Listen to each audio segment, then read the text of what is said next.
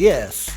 Also in 2022, for the third year, we are still online with new episodes of Choco Zone Podcast. Me, Umberto Boscolo, and my colleague, Giuseppe Di Chiano, are still with a lot of artisans that work in the chocolate market.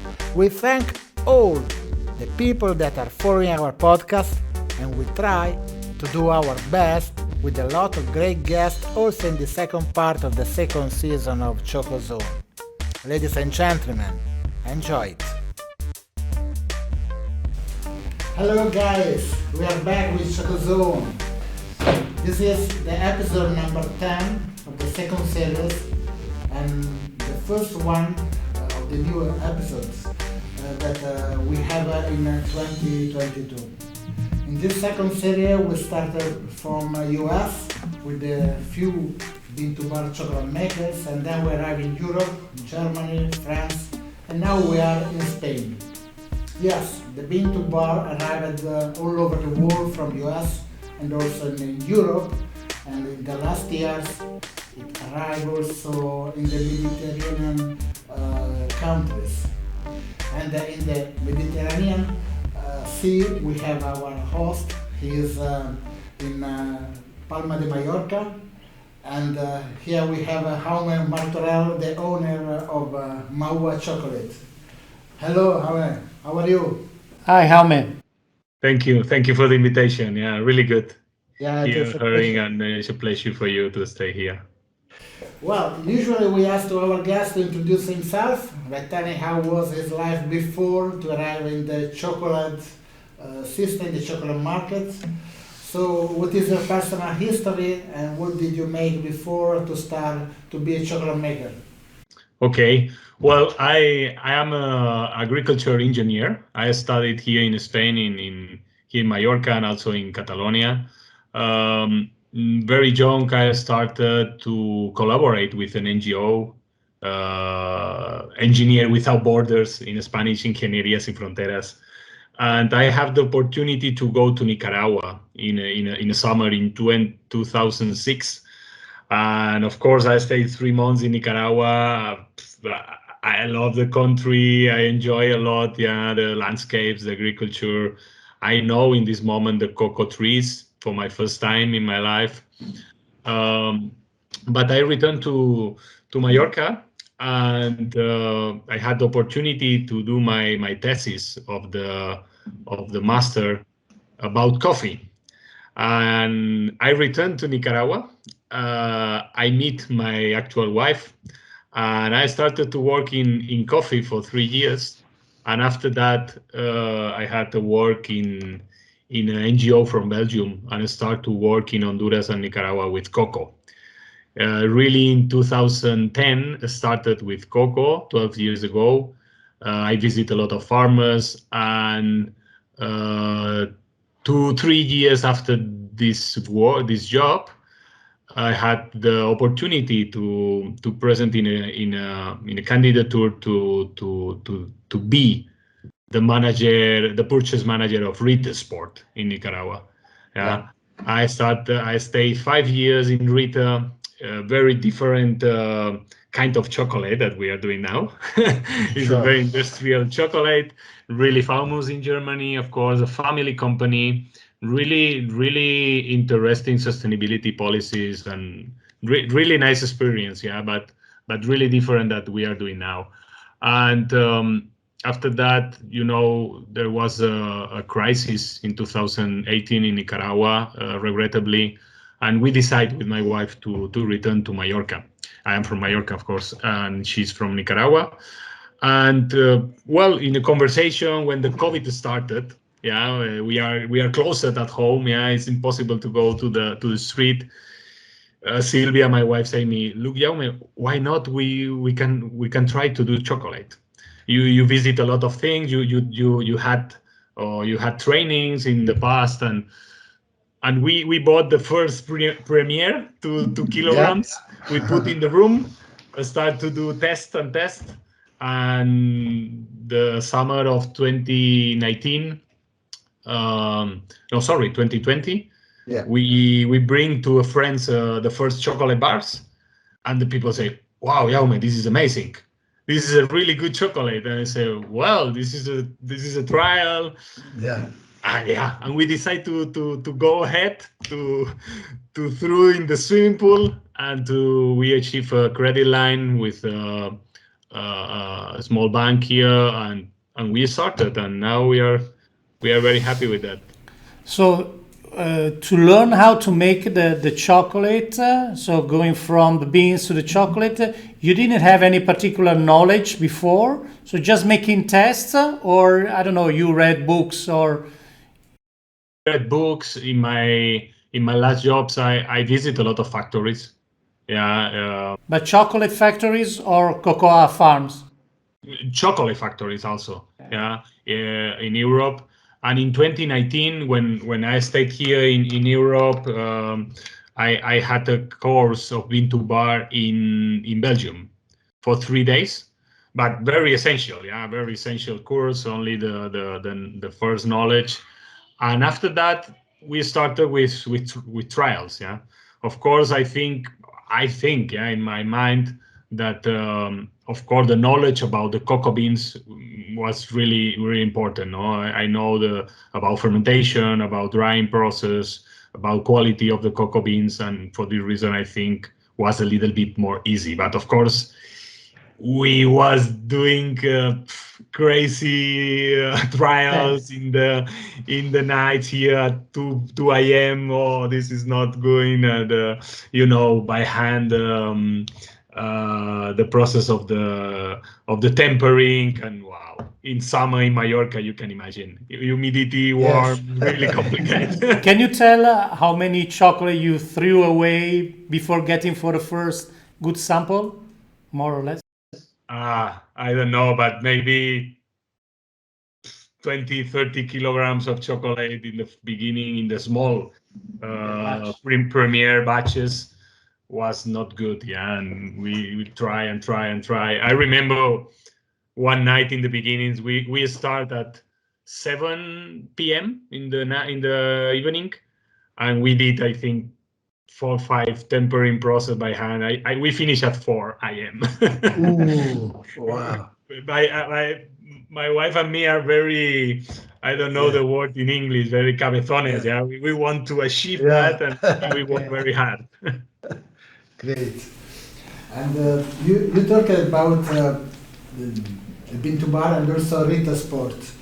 A few years ago, Rita Sport started also with a Bean to Bar line, and they started to work also with our machines.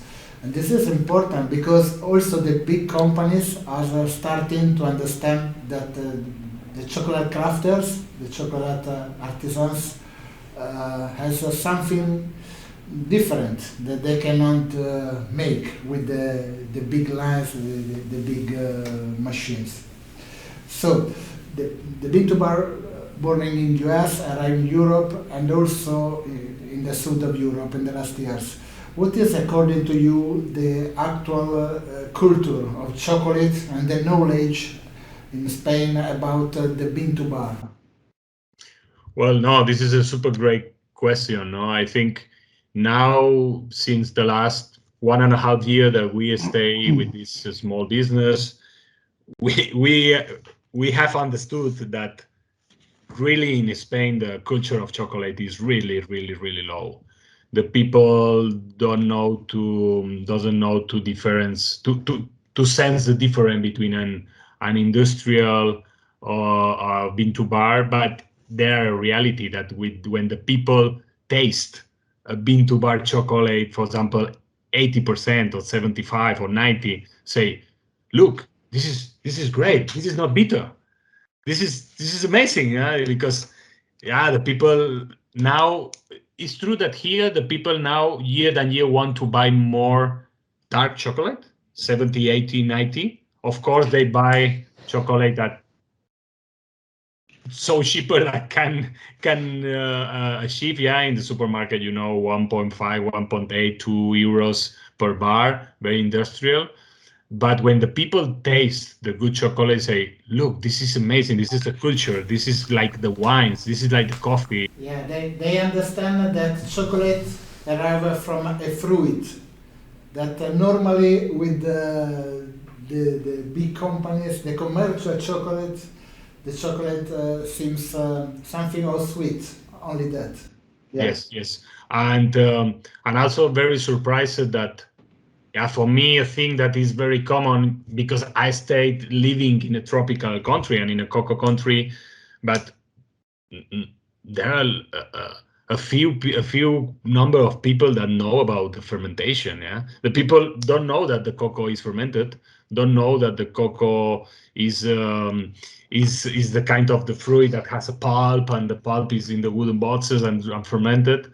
The people think that is a fruit that only dry and do chocolate. Yeah, and for us, it's very important to culturize the people. Yeah, usually in our small factory, the people arrive, and we spend a lot of time to show our process, to understand that, look, this is the same cocoa, different roasting times. This is the same percentile, different origins. You can sense really different chocolates. Yeah.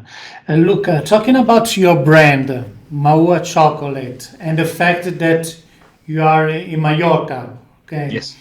Do you feel you can mix in some way your cultural background, so your Spanish, taste and your Spanish approach to the chocolate that is more a universal, typical product? Well, this is one of the objectives that we achieve with Sylvia, with my wife, with the brand. Yeah, the brand is the union with Mallorca and Nicaragua, and also the design is a mix between a typical indigenous textile that there are in Nicaragua with a typical textile here in Mallorca.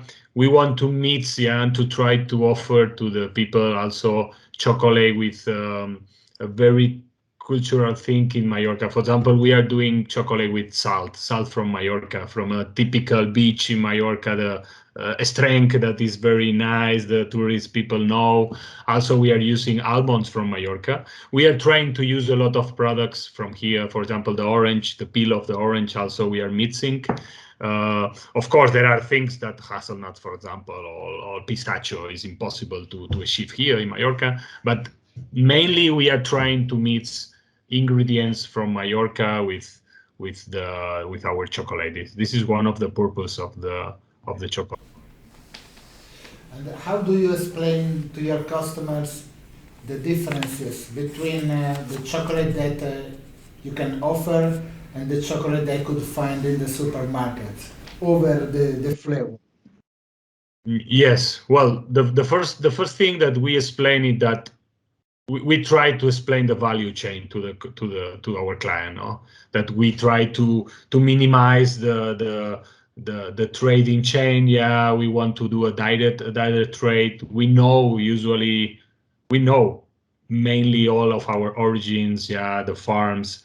How is the payments to the farmer? This is very important to explain to our customers. Yeah, because usually the people know that the chocolate has problem with the child label, but is a little bit in his mind, but not really important. And after that, we start to explain about flavors, no, about varieties. We try to explain to the people, look, cocoa is cocoa, yes, but there are so many varieties. You can do a lot of things. It's more or less like the wine. Okay, wine is wine, but it's not the same a Merlot, that Tempranillo here in Spain, that Syrah, etc. No, and we are trying, because we are putting in our package, sorry, the name of the variety or the cluster of the varieties. If in the case it's Acriollados or Trinitarios or Nacional Ecuador, Nacional Arriba. We are trying to culturalize to the people and say, look, there are a lot of varieties. You can mix with the varieties. It's the mix of the variety, the terroir, the process, the roasting, the conching. How do you do the process? You can achieve this super amazing chocolate. No? And which are the origins that you use? And if you use it, I mean, there are differences in taste and cocoa butter percentage.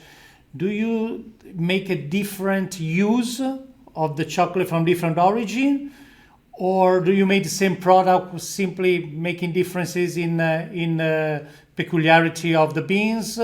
And why you make this kind of decision for your chocolate? I know this is a good question. There are a very important thing that I want to mention here, that when you start in a bean to bar, it's not easy to achieve a good cocoa, because you cannot buy a lot. You are very small. I remember that my first purchase, I think, was 10 kilograms to a friend of mine in Catalonia, another chocolate maker, and say, look, please sell me 10 kilograms because I don't have the money to buy for a pallet, or 4 or 5 packs in the beginning. And this is a point that is a struggle, for the bean to bar, because in the beginnings it's very difficult to buy a lot of origins with different profiles, because it's a question of money, sometimes. But in our case, we start with this super friend in Catalonia that sell me part of the Piura cocoa that he used, and was super amazing. I was very happy with that. We started with Piura. It's very funny because I love the high percentage. I like the cocoa. I say to my wife, no, we need to work only 80%, 85, 90%, because the people will change. No worries. But in the reality, now we are selling more the 70 and 70 with fruit steaks or with almonds, pistachio. But it's true that this is changing, but it's a reality that the high percentage nowadays here in Spain is quite complicated to sell. More and more, I am very surprised that there are some spaces, for example, where we are going to local fairs. The people want to buy 80, 85. Is open to try, But you make the 85 of any origin? Or No, we are working for origins now. 85 with Peru, Piura. 80% with Ecuador. It's a single state bar from Hacienda Limón. 75 Nicaragua. 72 Panama, and another 70 with Nicaragua. And Jaume, why you make this difference? Well, one of the things is the flavor of the cocoa. Another is the kind of notes that this cocoa can achieve. For example, I like the 80% Ecuador because it's really floral, and you can sense that. And the Nicaragua use 70 and put all the things that we are working, hazelnuts, almonds, pistachio, etc., salt with Nicaragua. Also is more sentimental. We are very happy with Nicaragua. We want to show more the cocoa from Nicaragua. But more or less is that. Now this year we are going to launch in the second semester India and Philippines. And the next year we want to launch another 2 from Africa. With that, we will have Latin. Now we are very focused in Latin America because it's the cocoa that I know more. But now we are working in Asia, and for the next year we want to work in Africa cocoa.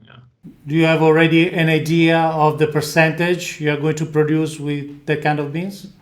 India, I taste, and we are working with 71, and Philippines 90. Okay. Filipina will be the with more cocoa. Now we are doing a test that I'm really surprised. We make a 100% chocolate without sugar, only butter, natural butter, and the cocoa. And we have a lot of clients right now. The people want to try the 100%. We are working with the same Ecuador cocoa that we have.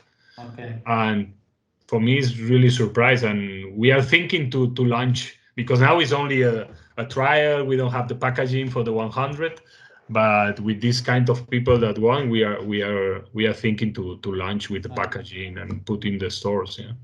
At the beginning, you mentioned that you are used to have a direct relationship with the farmers, the cocoa farmers. How do you think this will help your business? I mean, how this get something more compared to other chocolate makers or compared to the commercial chocolate? Well, I think in the it's a very long trip. It's a very long trip, yeah, because we have a lot of information in the website. Yeah, we are doing a lot of promotion and put a lot of pictures and put a lot of information in the Instagram, Facebook, etc. But it's true that when you sell your chocolate through normal channels or gourmet stores, it's difficult to write to the client. Yeah, we have our QR code in the packaging. The people can scan and can go to the website and understand which origins, how is the farm, which certification has, or how is the families that we are working. But it's not easy. Of course, the people that arrive to buy the bars to our factory is really most interested in understand the history of the bar. Yeah, to go, this is from Nicaragua, but where are you working? Yeah, we tell about that. And these people, I can say that when try one time our chocolate, of course, if the chocolate likes, all the time is purchasing, yeah, because he loved the story and he understand that there aren't problems with the with child labor. Also, the people is very worried here in Europe, yeah, and in Spain at least. People say, well, when I buy in the supermarket, I don't know exactly if if the chocolate has child labor or slavery, yeah. And I think this is good, but it's true that is in a very small scale at the moment. Yeah, is we need a strategy in the future of the bean to bar sector, not as a company. Yeah, well, we here in Spain we have the association of the bean to bar that is growing and growing, but I think maybe in each country and maybe in a super structure in Europe, we need to show that. We need to show that, and that the people that buy a bean to bar know that at least there are these kind of alignments, no? Because, but it is a challenge, because you can be or you can make bean to bar chocolate, but maybe you buy the cocoa in a trader that don't take care about that. Maybe this is a very challenge that the sector need to discuss and to put alignments, because the other thing is the certification, but you know. And which is your main market? Do you sell abroad or just locally? Are you involved with dealers? Do you make exhibitions, local exhibition or international? How is well, in the your beginning, market? when we started, we thought that we have an online shop in the website, and we thought that through Instagram and online shop we will do a lot of sales. And the reality is that it's not easy. It's not easy. We are selling in this way is super good, because you have your price, you have your structure, and this is, in my opinion, is the best, no? Because you sell directly to the final. But it's a reality that to sell more volume and to maintain the company in the sustainability of the company, we are working with the stores, special stores, that gourmet stores. Here in Mallorca, we are working a lot to prepare the next season. We have the good luck that there are stores in the touristic areas that want a chocolate made in Mallorca. Now we are working a lot on that, and we are very happy because now we have a very interesting order for the next months. And this is a line that is good, but the margin, the profitability with this kind of business is minor. Yeah, it's good because you have volumes and you are growing, but in our opinion, if you ask me how I visualize our future, I think that the best option is local fairs.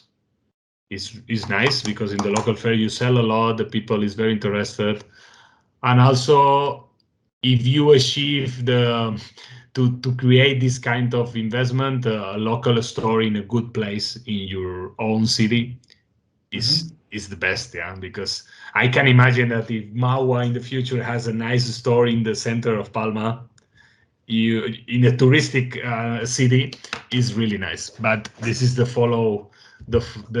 next phase for us in the next years. Yeah. Yeah. And which is your masterpiece? That is the best seller. And tell us more about it. I think it is from Nicaragua, but The chocolate that we sell more. more. Yeah, we right now we are selling more two chocolates of 70% of Nicaragua with salt of strength. That is a typical beach. It's a very famous beach in the south of the island, and the other is 70% Nicaragua with ginger. With ginger, we are selling a lot of chocolate now with ginger. The people is very interested with the ginger. Yeah, we put pieces of ginger. It's caramelized ginger, and now also we are starting in the last 3 months. We launched 70% with lemon peel, lemon from Mallorca. Caramelized lemon peel also is really appreciated. Yeah. Okay. As I said, the 80, 85, we are selling more and more, but is more difficult. How important for you, for your process, the technology? I mean, which is up to you the most important part of the whole process where you take advantage of the technology that makes the product, the chocolate, as good as it is? Well, I have two visions on that. For me, in the quality or in the profile and in the tasting, for me, the two most important process are roasting and conching, yeah, or the melange and roasting. But also there are a very important reality in the process that we know it is super important to be efficient and to be efficient in time and with economy. Yeah. And the second one, of course, is the tempering. I know that the tempering is a very how say in English is very mechanical process, but if you don't have a good tempering machine, you will have a lot of problems also. Yeah. For this reason, I think this four process is very important. That the role of the technology, two qualitative process, roasting and coaching, and the two others more in the practical way and in efficient ways, winnowing and tempering. Yeah. Let's say roasting and conching for the taste, basically. For the taste, of course, for the taste. But for efficiency and not repeat process and don't have a lot of losses, winnowing and tempering is really important. That's Sure. Yeah. In Mallorca, there are two big champions, no? And are both two hammers. One is Rafa Nadal, and the second one is Jorge Lorenzo, no? Yeah. And you could be the third one with your chocolate to hit the market. So the last question we do to anyone: how do you see your brand in 2030, and how will change the bean to bar movement in the next 10 years? Maybe with you that you crash the market. Why not? How many Grand Slam tournaments are you winning? Well, we are passing the most difficult moment, in the beginning to start the business is difficult. To put the product in the market is really difficult. But it's true that we start with the best chocolate that we can do. Yeah, we can improve the chocolate, of course, but we did now a bean to bar chocolate, really nice, really good taste. Yeah, but is a reality that maybe the society, or the Spanish at least market, is not prepared or is not ready for that. Part of it, yes. For this reason, if you ask me how I see my company in the next 10 years or 8 years, I think that we need to, and we started with that. Yeah, I can explain. I think that we need to strange and to put more efforts in the bean to bar, and that stay in more stores, in more places, do more tastings, do more learning process to the people. But also, I think the bean to bar can make a really I don't know in English how say that maybe a low cost good chocolate. I don't know if you understand me, that maybe we can try to put in the market a nice chocolate with more volume, maybe not super top, but a medium high level price, and we can continue to put in another stores not so sophisticated, and you can grow with these two lines. I think this is really key, because when I talk with my colleagues here in Spain, it's really difficult if you only make pure bean to bean chocolate to survive. Sure. A lot of my colleagues do tastings, a lot of do also confiterie or pastisserie, and other things. I think we need to change a little bit the mentality, to do more open. Also now there are a new concept of a friend here that say the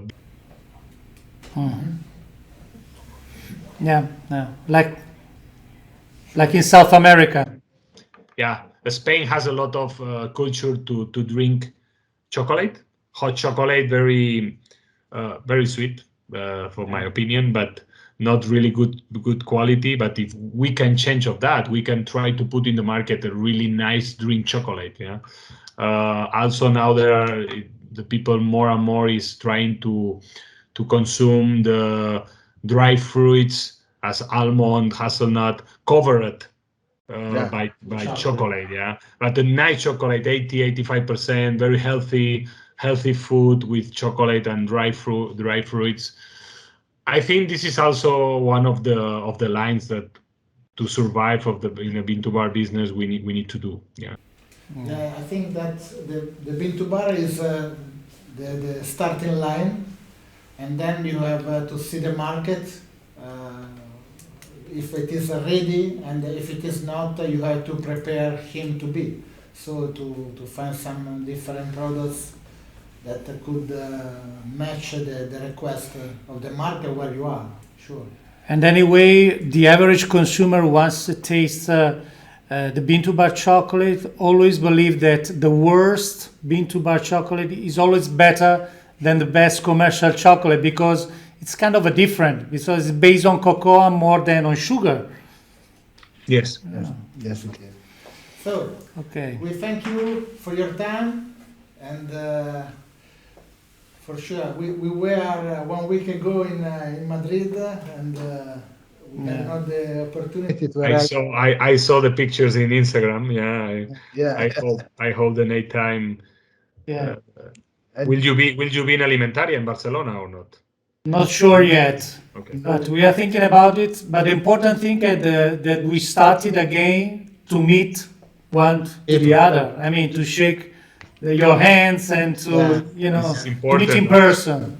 Yes, honestly, exhibition are too early, but we decided this 2022 to restart, and we have been Colna, we have been Madrid, now we go in Rimini, so we must. The people want to meet each other, and we have to try to give the sample, no? To try to give the way that we have to come back. That's all. So we hope to meet you again in person soon. Yes, will be a pleasure, of course. Yeah. Okay. Thank you very much. Okay, thank you very much. Yeah. Thank you. Bye bye.